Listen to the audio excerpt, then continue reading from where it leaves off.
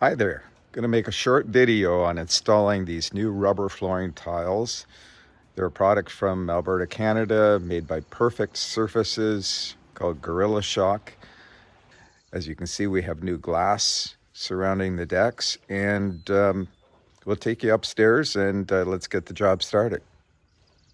All right, we're up here on the upper deck, but we managed to get a bit of rain coming down, so I have to hold off on finishing this. But what I've done is a template just to mark off where these spigots are on the glass railing, and I transferred these measurements to the tiles. So these are the tiles. As you see, they're pretty substantial, about an inch thick, about 23 pounds each. And next step will be to cut the tiles with an X-Acto knife, sharp edge knife, and then we'll fit them into place, starting with the first one and then work our way across. Okay, well, the rain ended. Millie, what do you think of the deck? Not bad, eh?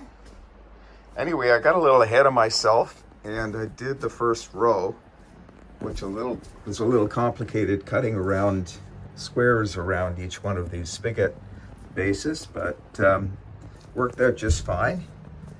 And so I'll show you one of these cuts, and we'll go from there. I should mention that I did not, in this initial step, put these little connectors in that hold them nicely together. This is the base of the mat. As you can see, they shed water.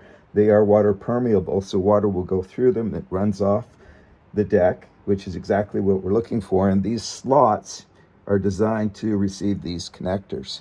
So I will catch up to myself by putting these connectors in the bottom side of this one, lifting up the adjacent mat, and because they're lined up already, they just tap right in nicely together and lock one mat to the next. Nice system.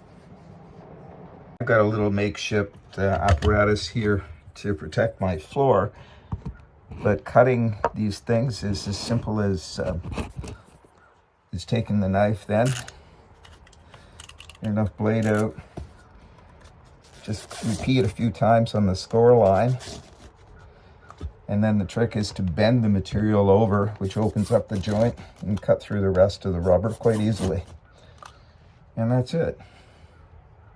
With my row of these X connectors placed underneath the edge, now we're all set to put this tile in.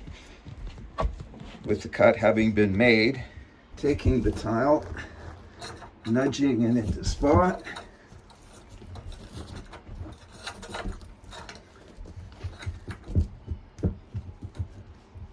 and snapping it in place. How about that? When there are no cuts involved, snapping the next tile in place is real simple. Just basically press and fit into these X connectors. That's it.